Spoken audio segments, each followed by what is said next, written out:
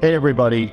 I couldn't be more excited about this upcoming conversation with Peter Dobrich, the financial professional in Windsor, Ontario, Canada. Peter personifies what it means to be the advisor of the future. I've known Peter for it's got to be 20 years now. And long, long ago, he evolved far beyond what it means to have a book of business. Peter thinks of it as a business. He's not an advisor.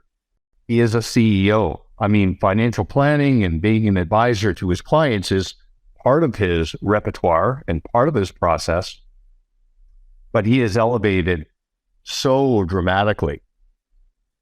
Peter's got clients throughout Ontario and in other parts of Canada, but I can't wait to share with you and have this exchange so you can understand his progression and evolution. So Peter, thanks very much for being here. Great to be on the call, Duncan. Thank you. So I just want to ask you, when did you make the connection that you're not working in your business, transacting, trading time for money? You're working on your business. You're an entrepreneur and you're building something. Where did that come from? Well, first of all, I got so much advice or watching my business owner clients move to that role, and the ones, more importantly, who didn't.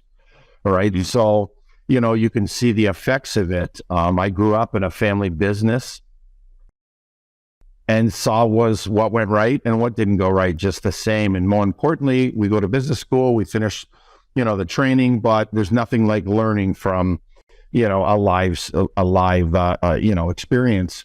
So I grew up in a family business, and I finished business school in Windsor, and then my father and I were pretty much the same personality, so it wouldn't have worked out, and he always pushed me to try and do something on my own. So, and that's the route I took.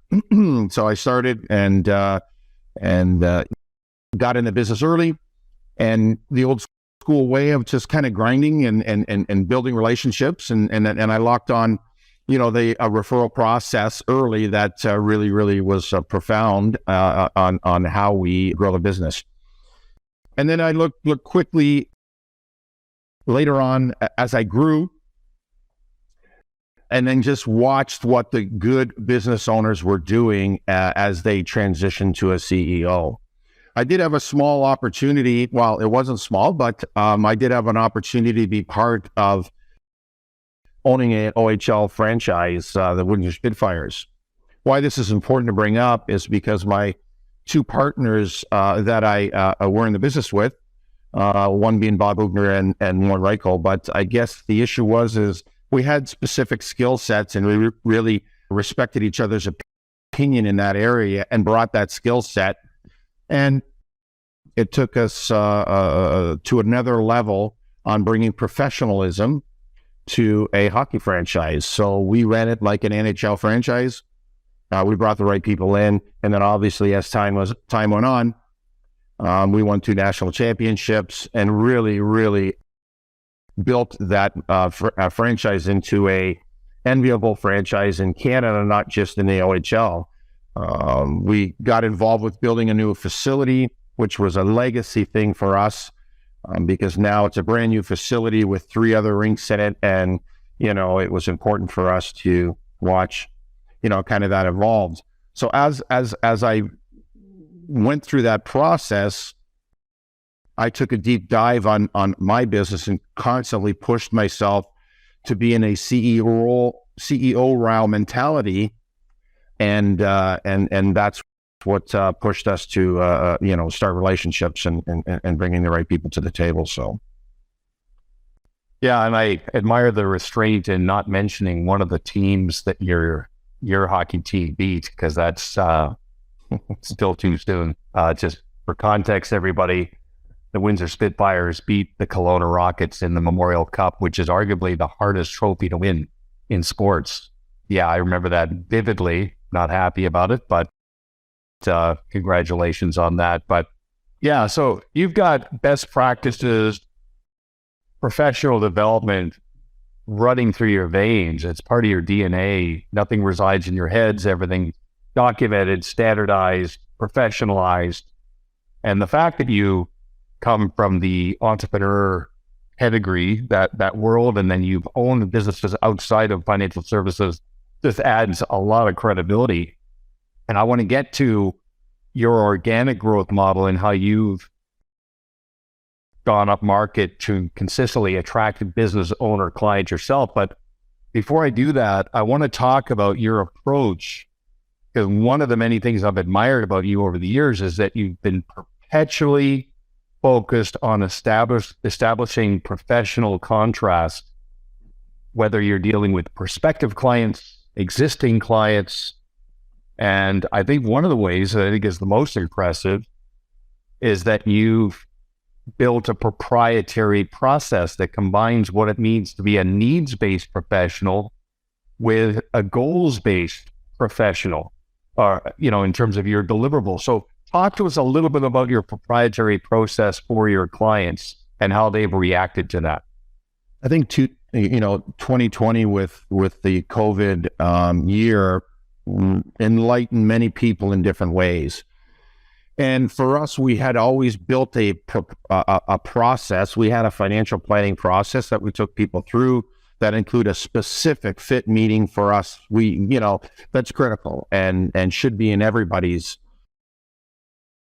practice. And that allows us to, really, really take a deep dive and understanding of that client, because we just don't let everyone on the ark, right? We're not everything for everyone, but we're everything for a few. So we took a deep dive and just looked for gaps and opportunities. And we said we needed to build this brand, and it's called your Life Print Formula.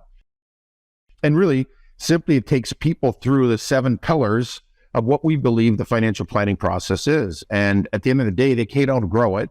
Their circumstances just change, or the critical financial events change, and we just help them adapt, right? So I think what we understand our role to be is they're not buying into a sales process. They're buying into a client engagement. And we have a specific person in, team member that embraces that total client experience. And we love being part of it because it allows us to really grow our relationship deeper, not just based on rates of return. And it helps bring meaning to money. Like, what's really the driving factor? And those of you who are aware or not aware, that formula includes that acronym FORM.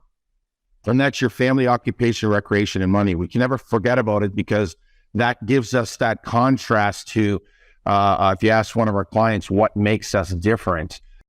And that's the critical side. The same note, Duncan,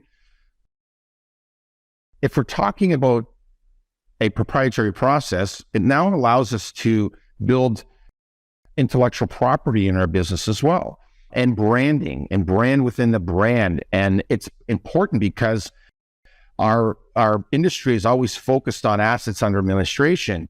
And it's a matter of opinion whether you agree or not, but if we're not, why aren't we doing what other companies are doing as well, and building intellectual property, so down the road, the advisor or the CEO can become more obsolete as we build that team around that process. And now all of a sudden, it's not Peter Dobrich, it's Private Financial Group, and their driven process that just works over time.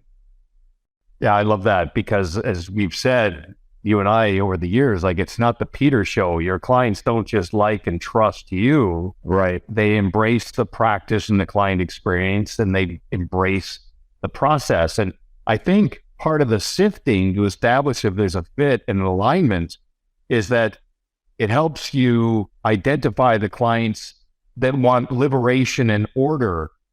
Like, they don't need to know everything you know. They just need to know that you know. Versus some of the clients, they don't care about that qualitative stuff. They just want to get into the weeds and micromanage and hold you accountable to every statement that rolls by, which is clearly not a good fit.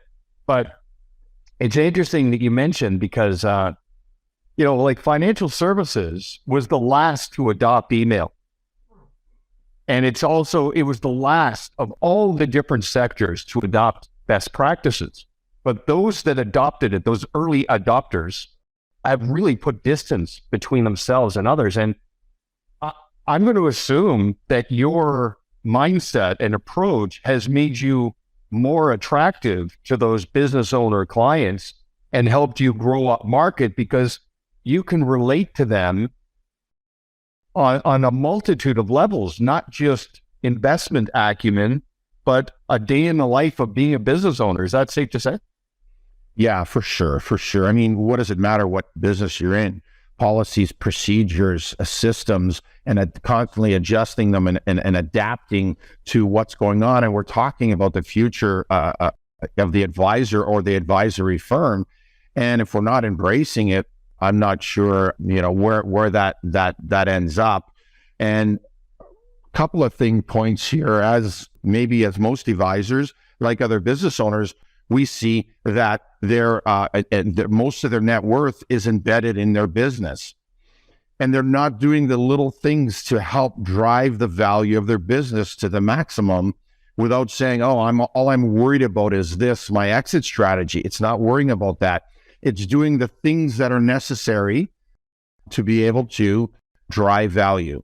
And if we're doing it, I can talk about it. I spent some time with some client business owners this weekend here, and that was the biggest discussion on what we're doing and what's happening, and around how do we look for these little pockets, because business owners are very good at what they do. As they grow out of their element potentially, and they're not bringing the people in. I believe it's the same thing for financial advisors. As the pressure comes, as the business changes, they need to adapt quickly, or at least align yourself with someone who is doing it. And that's what I feel where we're at right now, is we're in a position to duplicate our process, because many people would like to still be in business for themselves, but not by themselves. And okay, so sorry to cut you off, but that is a perfect segue, because many financial professionals find themselves on a collision course with a plateau, because their heads are down, they're working, they're transacting, but they haven't opened up that next level of capacity. And this is something that we've seen, where if financial professionals can reduce some of the workload through automation, allocation, delegation, all of these different elements, to liberate them to expand capacity with process, what that's done for you is opened up a pivot from taking your B2C, business to client, organic approach with investment clients to, as a proof of concept, to a business to business. So now you are in a position to engage financial professionals and address their unmet needs. I mean, the last 3 years have confirmed that there are some advisors that are on a collision course with obsolescence. They're not viable. There's too much minutia, the compliance obligations, they don't have scale, and they themselves are looking to liberation and order. So now you've got this playbook and this process that another advisor can adopt and draft in behind, that liberates them to focus on the things in this business that they enjoy doing. That's going to be pretty gratifying.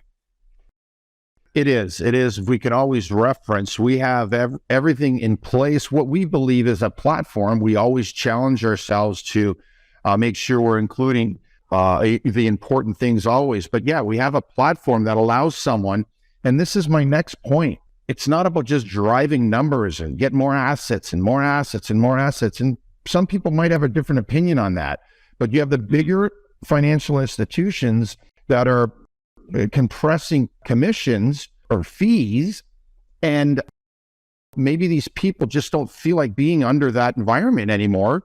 They're great individuals and they want, as you say, liberation or that balance in their life. So it allows them to adopt all of our processes, from our planning process or proprietary process to our relationship with Q Wealth, Quintessence Wealth.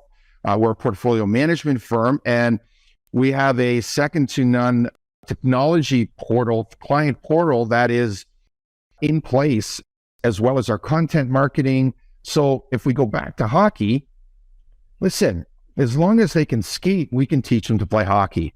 And we've got great people, good communicators, want to be part of their community. We have it ready to go, and still have relationships, mastermind meetings, and for us to get together and mentor and push ourselves, what I believe, in the balance part of our life, not the revenue part. So we all have meaning for what we're doing.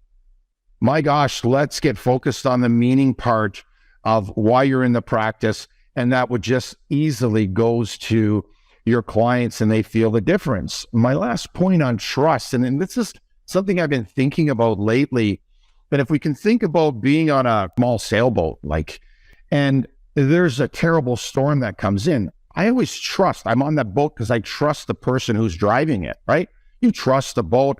It's one of those tours.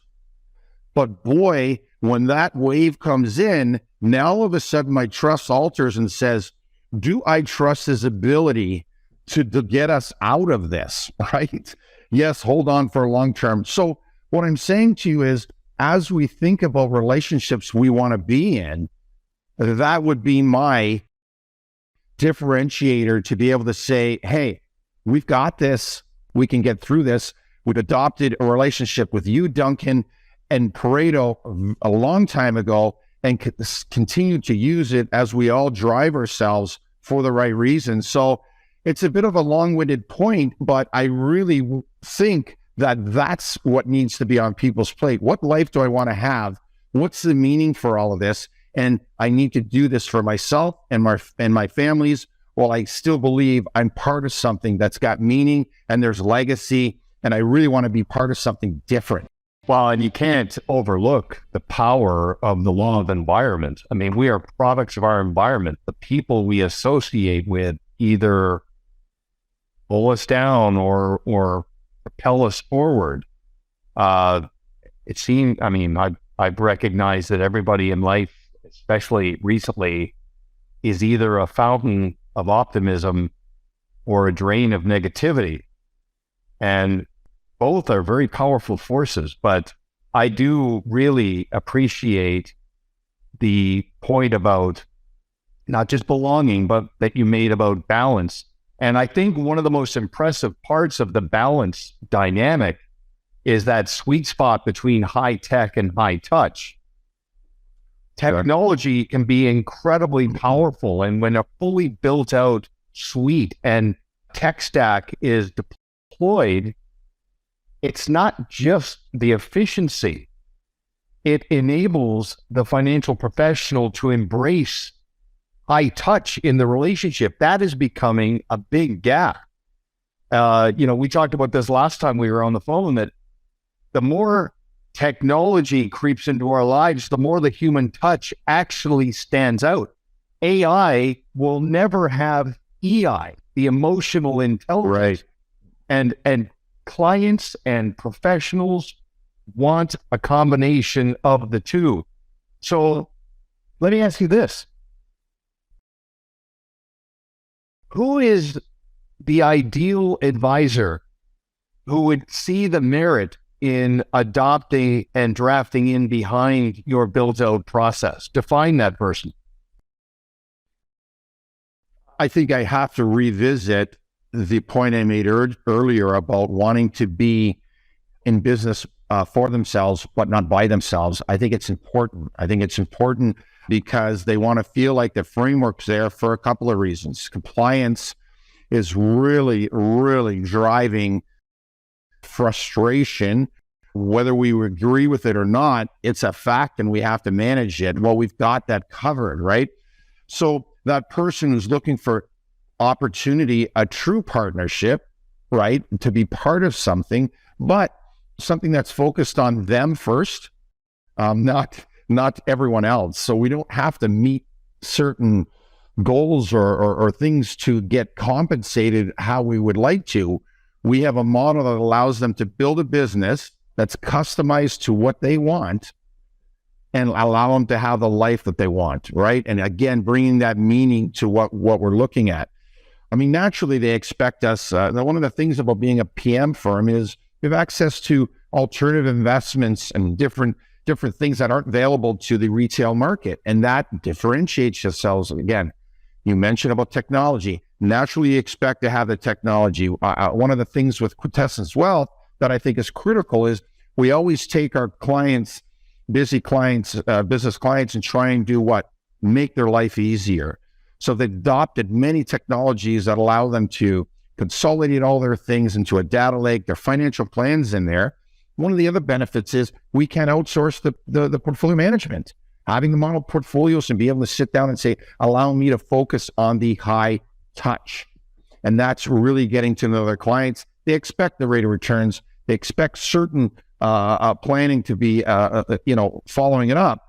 But what they don't expect is for us to be taking a deep dive on what the meaning of this, what's important, what's their function of assets, and building that other side, that right brain, if we want to call it, in their relationship. So I guess what I'm looking for is the type of advisory firm that just says, hey, this is something that we want to, have a look at.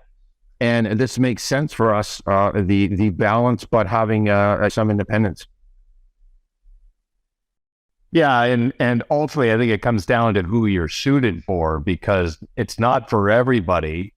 Not everybody is entrepreneurial. Some people would rather be in an environment where everything is just basically looked after, and they're not overly concerned about this entrepreneurial liberation and order sort of mindset. But for those who are thinking about, like you said, personal fulfillment, a sense of purpose, deeper engagement and relevance with their clients, and a sense that they're building something. They're not transacting.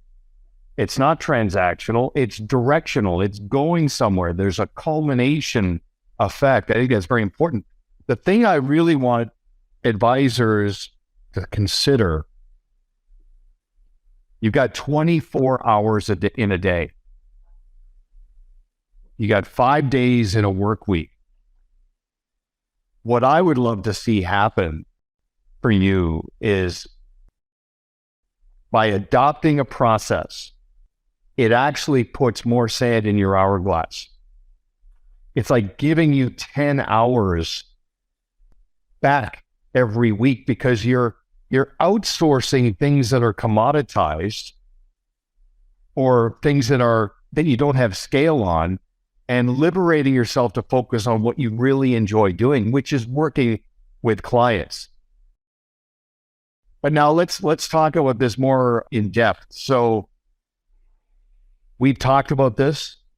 There is an acronym, PSP. So who are you suited for?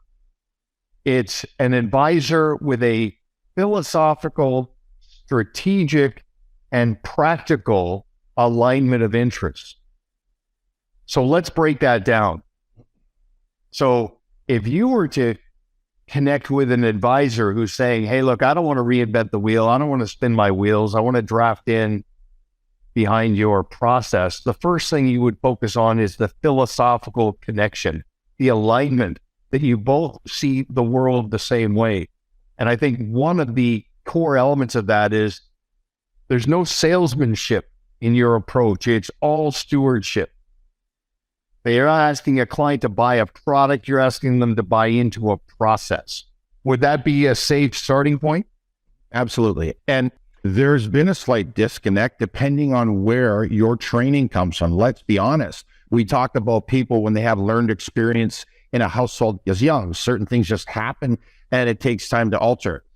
If someone has had training from a banking institution versus an insurance company, that would come out in that process of that, high touch discussion, because that's hard to change. And when you have people who are just systematically said, this is what you got to do, that's going to be important, because that behavioral change will have to happen and the trust to adopt the process initially, in my opinion. There's always a saying of anyone can, a hardworking guy can chop a tree down with a ball peen hammer, but there's one guy or girl sitting there sharpening it for 2 hours, takes two swings at it, goes and plays golf. It's the same outcome. You can choose what you want to do. I really feel that there's a better way. So, It's funny you should say that. I don't know if you've seen this because sharpen the axe, right? Spend more time sharpening the axe. Right. But now, I don't know if you've seen this, that there's this device where the blade of the axe is inverted within a cylinder. You drop the log in and tap it with a hammer and it splits automatically. It's so impressive. So who would have thought that innovation could have come to an axe? And yet it has. This is a new device. I want one because it's so fast, so precise, so efficient, and safe. There's no risk. So interesting analogy. But it's interesting you talk about, some people have not been in business for themselves, let alone by themselves. They've been in an environment where they paid for it in many ways. One of them is that the safety net of effectively being an employee became a hammock of complacency. They plateaued. Your ideal advisor is somebody who still yearns for an entrepreneurial environment where they can build something. So that's a big philosophical distinction. Now let's go to the strategic. The ultimate driver of the strategic alignment and fit is that all roads lead to what's in the best interest of the client.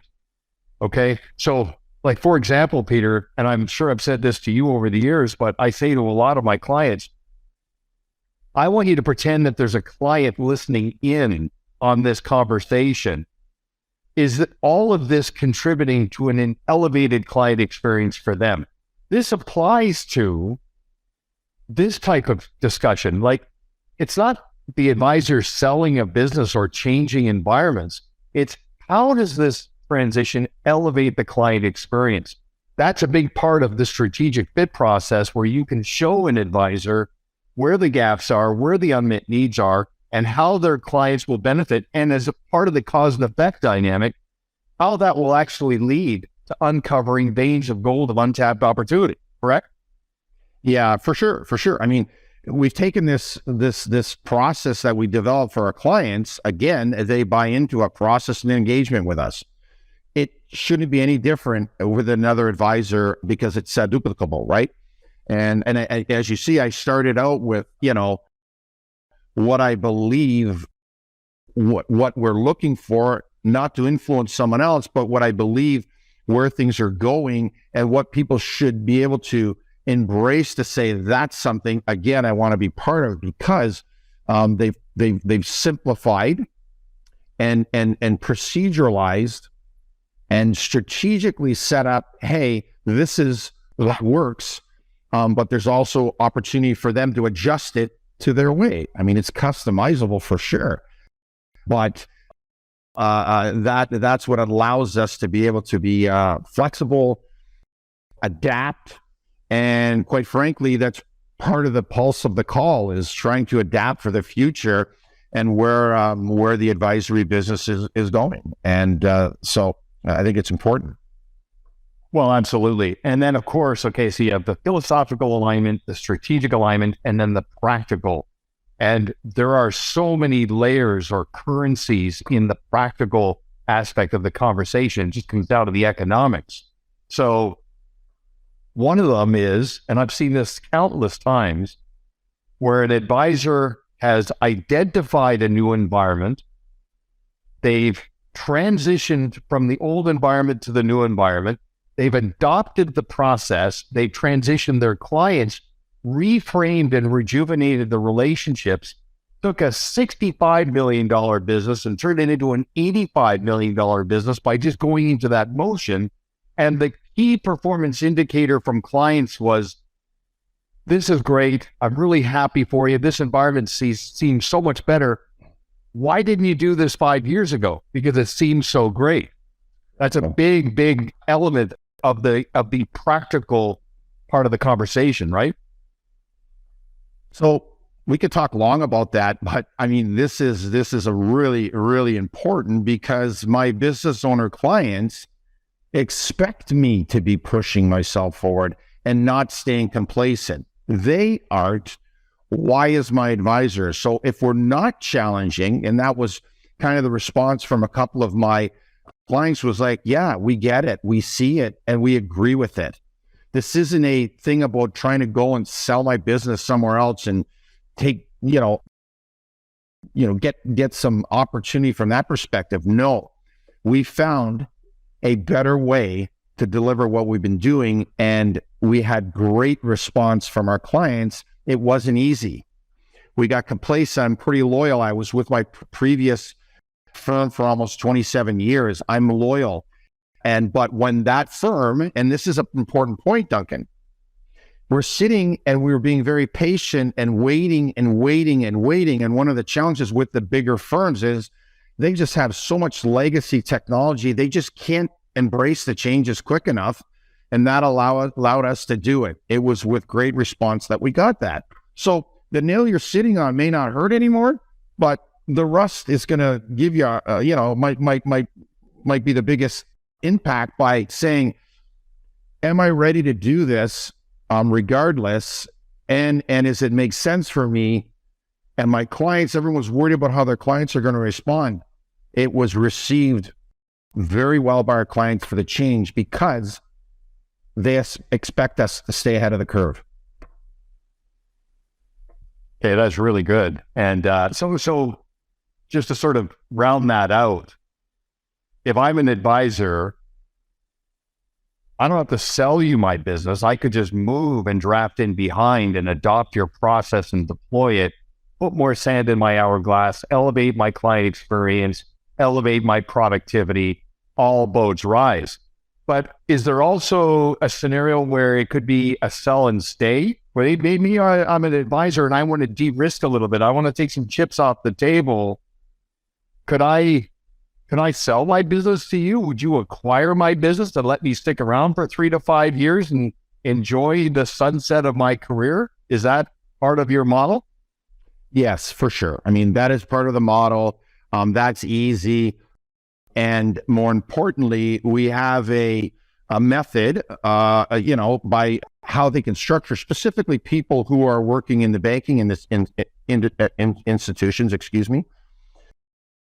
that you're getting full value, but more importantly, it's a tax-driven decision now. So there's different methods on how you can sell your business, or you have a succession plan put in place. We can help with that for sure. And my gosh, it's a phone call. We're more of a sounding board, because you have all your life's work for the most part in that business, and not to be able to make sure that you get the best well-rounded advice on that is silly to me. So that's an important part of it. Many entrepreneurs are that proverbial 25-year overnight success story. And I've seen many advisors that the proverbial hockey stick or inflection point where the first 20 years of their careers was very methodical. And then that transition in terms of environment and all the liberation that came from that, they were never more productive, never more purposeful, never more relevant than since going through that rejuvenational exercise. So good to know. And your point about being a sounding board. So I know you're really big on legacy. You care a lot about the advisor community in Canada.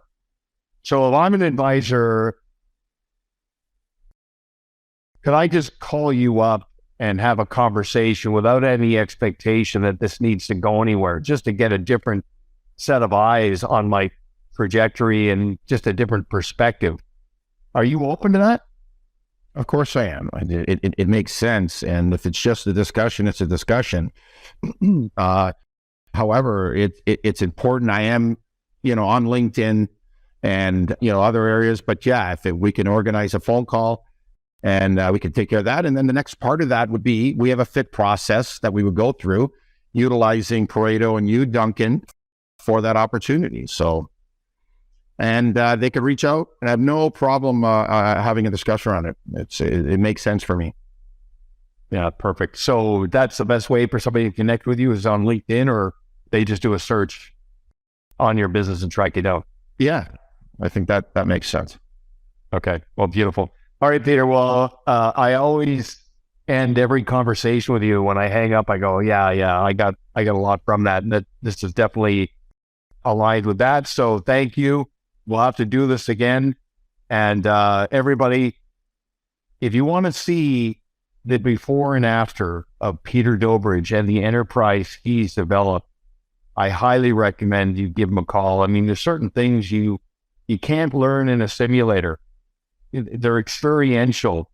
And if there's an opportunity where you don't need to reinvent the wheel and you can draft in behind his efficiency and his consistency, I highly recommend it. So with that, Peter, thank you very much for your time. Any closing comments? No, I just think that if at the end of the day, if you're sitting there, and we've all been there, in that decision or inflection point about what type of life do I want to have? What's the real meaning for the, my practice and where I'm heading? And it's worth a discussion always, right? As we always say, sometimes minor adjustments can have a huge impact. And that's what we're talking about. So. Yeah, beautiful. Okay, man. Well, you have a great rest of your day. Thank you very much, and we'll have you back soon. Thanks, Duncan. Have a great day.